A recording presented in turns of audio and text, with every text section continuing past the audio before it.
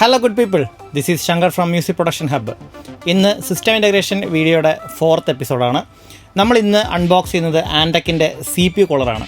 So നമ്മൾ കഴിഞ്ഞ ദിവസം പ്രോസർ അൺബോക്സ് ചെയ്തിരുന്നു. അപ്പോൾ അതിൻ്റെ അകത്ത് സ്റ്റോക്ക് ആയിട്ടുള്ള CPU കൂളർ ഉണ്ടായിരുന്നു. പക്ഷേ നമ്മൾ ഈ ബിൽഡിന് ആ CPU കൂളർ യൂസ് ചെയ്യുന്നില്ല എന്ന് പറഞ്ഞു. പകരം നമ്മളൊരു ആഫ്റ്റർ മാർക്കറ്റ് കൂളറാണ് യൂസ് ചെയ്യുന്നത്. സോ ഈ ബിൽഡിന് നമ്മൾ സെലക്ട് ചെയ്തിരിക്കുന്ന CPU കൂളർ ആൻടെക് എന്ന് പറഞ്ഞ കമ്പനിയുടെ A400 ആണ്. ആൻടെക് ഒരുപാട് കൊല്ലങ്ങളായിട്ട് കേസസ്, SMPS അതുപോലെ CPU കൂളേഴ്സൊക്കെ മാർക്കറ്റിൽ ഇറക്കുന്ന ഒരു കമ്പനിയാണ്. വളരെ നല്ലൊരു കമ്പനിയാണ്. നമുക്ക് ബഡ്ജറ്റ് ഓറിയൻറ്റഡ് ആയിട്ടുള്ള പ്രോഡക്ട്സും ഉണ്ട്, വളരെ ഹൈ എൻഡ് ആയിട്ടുള്ള പ്രോഡക്ട്സും ആൻടെക്കിൻ്റെ ഉണ്ട്. സോ നമുക്ക് CPU കൂളർ ഒന്ന് അൺബോക്സ് ചെയ്യാം.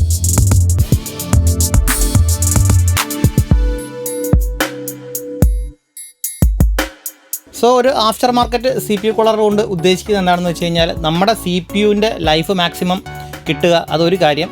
രണ്ട്, നമ്മുടെ CPU നല്ല രീതിയിൽ കൂളായിട്ടിരിക്കുക. അപ്പോൾ ഇത് രണ്ടും പരസ്പരം കണക്റ്റഡാണ്. കാര്യം നമ്മുടെ CPU നല്ല രീതിയിൽ കൂളായിട്ടിരിക്കുകയാണെങ്കിൽ നമ്മൾ ഹെവി ലോഡിൽ വർക്ക് ചെയ്യുമ്പോഴോ ഗെയിമിംഗ് ചെയ്യുമ്പോഴോ അതോ നമ്മുടെ ഓഡിയോയുടെ വർക്കുകൾ ചെയ്യുമ്പോഴോ ഒക്കെ തന്നെയും CPU നല്ല രീതിയിൽ ഹീറ്റ് ആവും.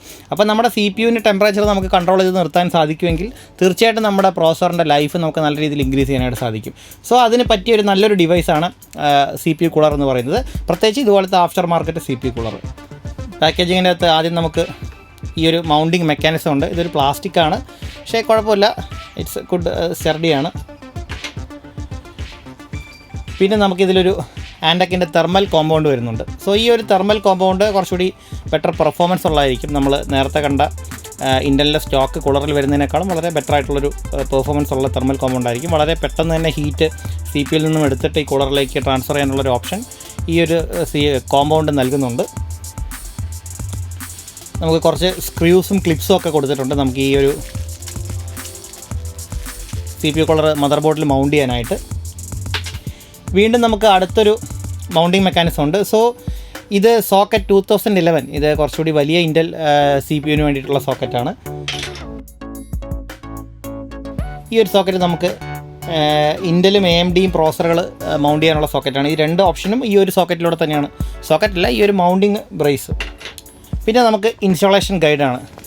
ഞാൻ മറ്റുള്ള എല്ലാ ഇൻസ്റ്റാളേഷൻ ഗൈഡുകളും ആക്ച്വലി വായിക്കില്ല എന്ന് പറയും, പക്ഷേ ഈ ഒരു ഇൻസ്റ്റാളേഷൻ ഗൈഡ് എന്തായാലും നമ്മൾ വായിക്കണം. കാര്യം ഓരോ CPU കൂളേഴ്സും, ഓരോ കമ്പനികൾ ഇറക്കുന്ന CPU കൂളേഴ്സും അത് ഇൻസ്റ്റാൾ ചെയ്യുന്ന മെത്തേഡ് ഡിഫറൻ്റ് ആയിരിക്കും. സോ ഇതൊന്ന് ജസ്റ്റ് ഒന്ന് റീഡ് ചെയ്ത ശേഷം നിങ്ങൾ ഇൻസ്റ്റാൾ ചെയ്യുകയാണെങ്കിൽ കുറേ കൂടി ബെറ്റർ ആയിട്ട് നിങ്ങൾക്ക് പെർഫെക്റ്റ് ആയിട്ട് നിങ്ങൾക്ക് ഇൻസ്റ്റാൾ ചെയ്യാൻ സാധിക്കും.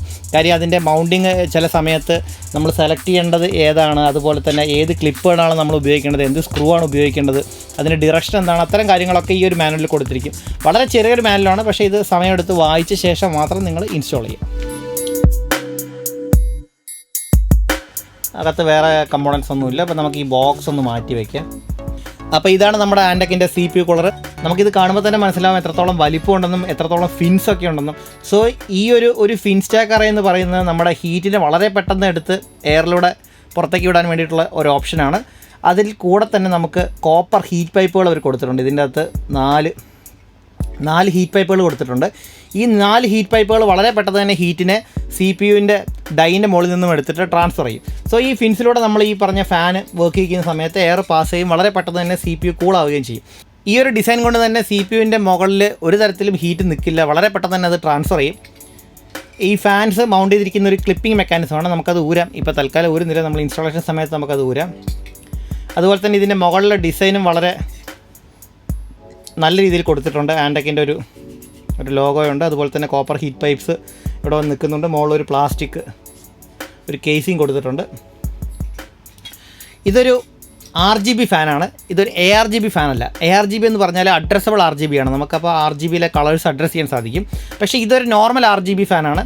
അറൗണ്ട് ഒരു 2500 to 2600 റുപ്പീസാണ് ഈ ഒരു കൂളറിന് പ്രൈസ് വരുന്നത്. സോ അതുകൊണ്ട് തന്നെ നമുക്ക് ARGB ഇതിൽ എക്സ്പെക്ട് ചെയ്യാൻ പറ്റില്ല. പക്ഷേ നല്ലൊരു RGB ആയിട്ടുള്ളൊരു കൂളറാണ്. CPU ഫാനിൻ്റെ കണക്ടറാണ് ഈ വന്നിരിക്കുന്നത്.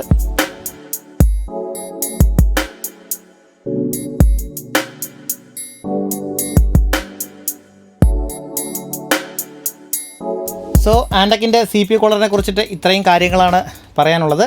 ബാക്കിയുള്ള ഇൻസ്റ്റലേഷൻ കാര്യങ്ങൾ നമുക്ക് ഡീറ്റെയിൽ ആയിട്ട് വരുന്ന വീഡിയോകളിൽ കാണാം. So stay tuned. Thank you for watching. Have A good day.